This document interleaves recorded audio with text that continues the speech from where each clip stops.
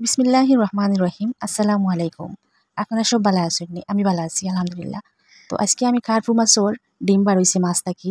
তো কার্পু মাছের ডিম ভাজি করমু আর একটু টুকটাক কথা হইমু আপনার লগে।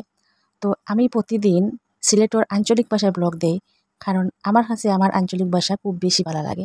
তো আপনারা কাছে হয়তো কেউ কেউ আসছেন, আপনারা কাছে সিলেটের আঞ্চলিক ভাষা আপনারা বুঝতে কষ্ট হয়।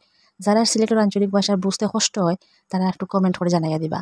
আমি ব্যক্তিগতভাবে মনে করি সিলেটি ভাষা থাকি সুন্দর কোনো ভাষা ওইতেও পারে না। সকলেই কিন্তু সিলেটি ভাষা পছন্দ করে। এর লাগি মাঝে মাঝে আমি কই সিলেটি ভাষায় ব্লগ দেওয়া আমার কাছে সবচেয়ে ভালো একটা অপশন। আপনারা সবে সকলে ব্লগের মাধ্যমে সিলেটি ভাষাও বুঝবা, সিলেটি ভাষাও শিখবা, সিলেটি ভাষাও জানতে পারবা, সিলেটি ভাষা কোন কথার কোন অর্থটাও বুঝতে পারবা। তো আপনাদের মাঝে অনেকে আছেন হয়তো সিলেটি ভাষা নাও পছন্দ করতে পারেন, তবে ভিডিও দেখি দেখি সিলেটি ভাষা যদি শুনি যান তাহলে অবশ্যই হয়তো এক সময় আমার সিলেটি ভাষা আপনারা কাছেও পছন্দ হয়ে যেতে পারে।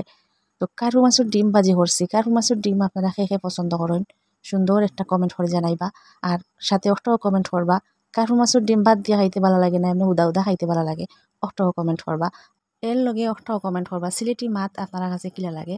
ভিডিও শেষ প্রান্তে আইয়া আমি একটা কথা আবারও কইমু যে সিলেটি মাত আমার কাছে খুব বেশি ভালো লাগে, এর লাগে আমি সিলেটি মাত দিয়া ব্লগ দেই। সিলেটি মাতটা কি আর কোনো মাত সুন্দর ওইতেও পারে না।